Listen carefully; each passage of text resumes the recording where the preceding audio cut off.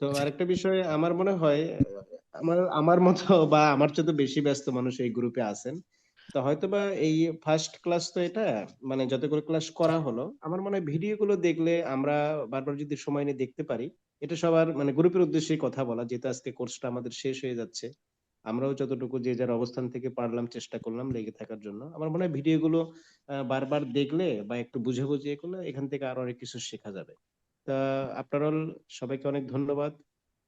সবাই ভালো থাকবেন, এটাই। ধন্যবাদ সবাইকে। Thank you very much. জি। ভাই আমি একটু বলি। সাখাওয়াত আমার ভাই, আচ্ছা আহ, বলুন ম্যাডাম, বলুন, আমি পরে কথা বলছি। আমি আসলে মানে আমি অনেকগুলো, আমি এর আগেও বলেছিলাম যে আমি আরো দুটো কোর্স করেছি এরকম অনলাইনে, এবং আহ, মূলত এই ডিজিটাল প্ল্যাটফর্ম ইউজ করে এবং টেকনোলজির বিষয়গুলো নিয়েই ক্লাস করেছি। তো ওই এক্সপিরিয়েন্স গুলোর থেকে আমার কাছে মনে হয়েছে এই কোর্সটা অনেক ভালো ছিল। বিশেষ করে আমার আসলে বলতেই হয় যে সাকওয়াত ভাইয়ের পড়ানোর স্টাইলটা, প্লাস উনি আসলে মানে স্টুডেন্টের কি আগ্রহ মানে জানার তার চেয়ে বেশি ওনার জানানোর আগ্রহটা আমার কাছে মনে হয়েছে অত্যন্ত বেশি, যেটা সবসময় পাওয়া যায় না আসলে টিচারের কাছ থেকে। পাওয়া যায় না। ও পাইনি আমি এর আগে আসলে।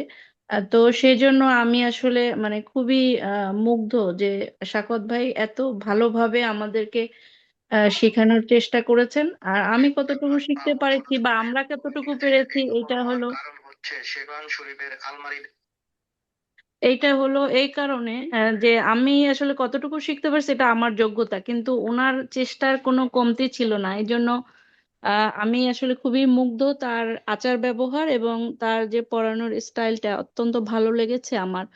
আমি আসলেই কৃতজ্ঞ শাকত স্যার আপনার কাছ থেকে এত ভালোভাবে শিখিয়েছেন। এবং প্লাস এই গ্রুপের এডমিন যিনি, উনি অত্যন্ত আন্তরিক। আমরা দেখে যখন যে ধরনের কোশ্চেন করেছি বা কোনো হেল্প চেয়েছি, ওনারা খুব দ্রুত রেসপন্স করেছেন। মানে আমার কাছে এই কোর্সের অভিজ্ঞতাটা একটু অন্য কোর্সগুলোর চেয়ে ভিন্ন রকম লেগেছে, খুবই ভালো লেগেছে। এবং আমার বাসায় যে আমার পাশে আমার হাজবেন্ড মাঝে মাঝে ওর কাজ করাকালীন ও শুনেছে অনেক লেকচার বা আমাদের কোশ্চেন আনসার সেশন গুলো।